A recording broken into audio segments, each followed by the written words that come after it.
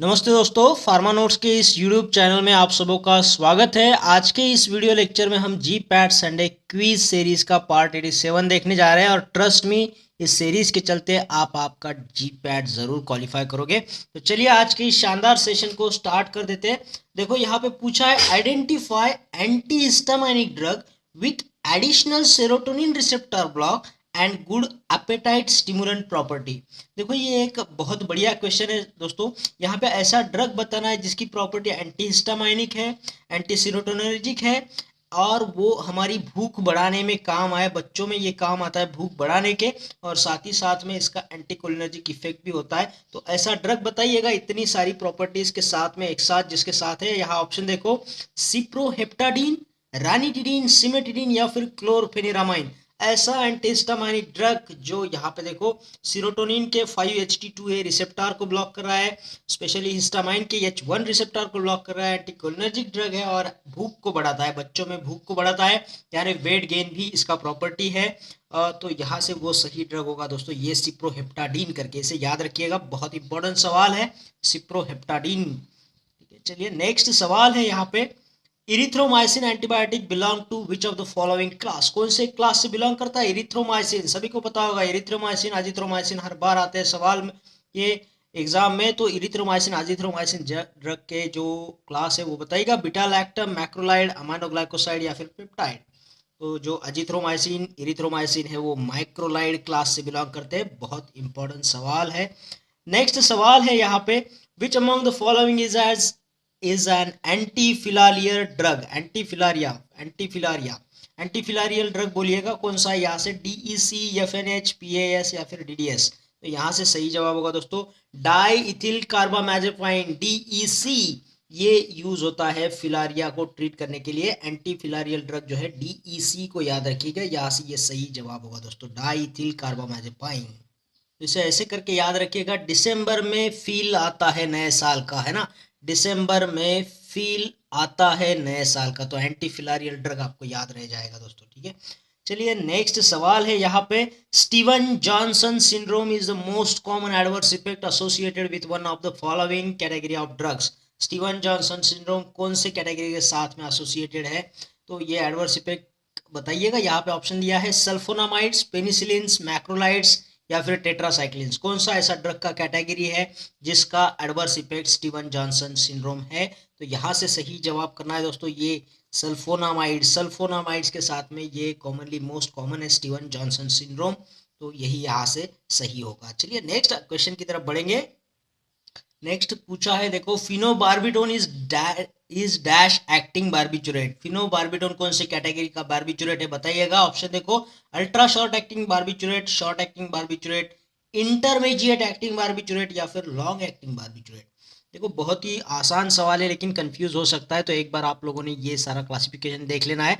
तो फिनोबार्बिटोन यहाँ से है लॉन्ग एक्टिंग बार्बिचुरेट में आएगा दोस्तों। ठीक है, ये फिनो है, इसमें फोन है, मेफो या फिर फोन जो आएगा, मेफो बार्बिटोन, फिनो बार्बिटोन।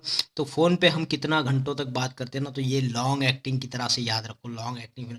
ये हमने ऑलरेडी डिस्कस किया है, तो आप लोगों ने ये क्लासिफिकेशन एक बार देख लो। ठीक है, बहुत आसान सवाल होता है लेकिन कंफ्यूज कर जाता है एग्जाम में। नेक्स्ट है यहाँ पे, atropine is the ester of. Atropine किसका एस्टर है? देखिए यहाँ पे ऑप्शन, एस्टर तो सभी को पता होगा ना, ये C डबल बॉन्ड O करके ग्रुप होता है, यहाँ पे इसका बाइंडिंग होता है तो ये एस्टर बन जाता है ना। तो ये किसका एस्टर है बताइएगा? ट्रोपिन। एट्रोपिन जो है ना, यहाँ ऑप्शन देखो, tropine and mandelic acid, tropine and trophic acid, trophic and salicylic acid या फिर ट्रोपिन एंड सैलिसाइलिक एसिड। तो यहाँ से सही जवाब क्या होगा दोस्तों?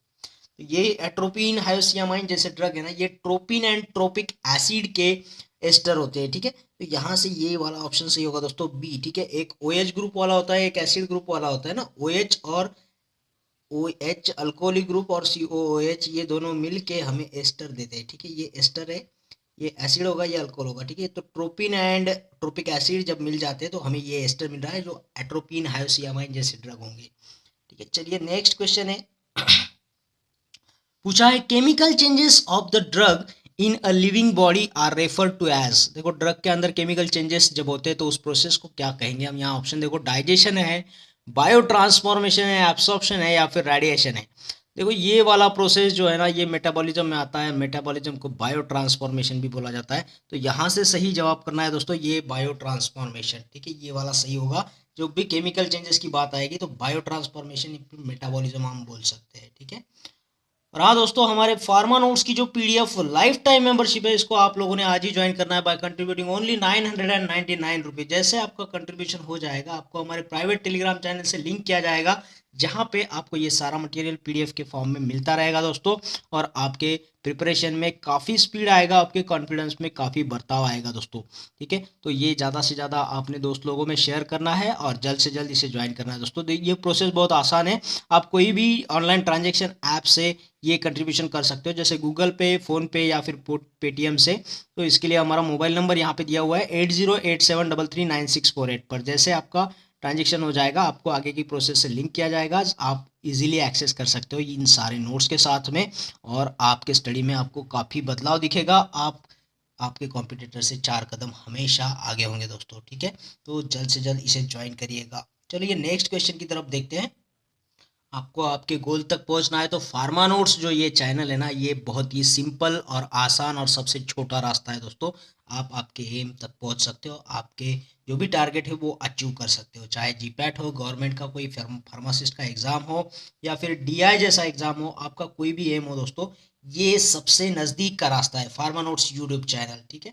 तो ज़्यादा से ज़्यादा लोगों में इसे शेयर भी करना है, ठीक है। चलिए यहाँ पे क्वेश्चन क्या दिया हुआ है, the drugs which is indicated for patients at risk of Reye's syndrome is. देखो अगर कोई दवा दी जाती है तो उससे रेज सिंड्रोम होने के चांसेस होते हैं, तो इस केस में उस दवाई को अवॉइड करके कौन सा ड्रग दिया जाना चाहिए। ये ऑप्शन में दिया है आपको आइब्यूप्रोफेन, इंडोमेथासिन, एसिटामिनोफेन या फिर एस्पिरिन।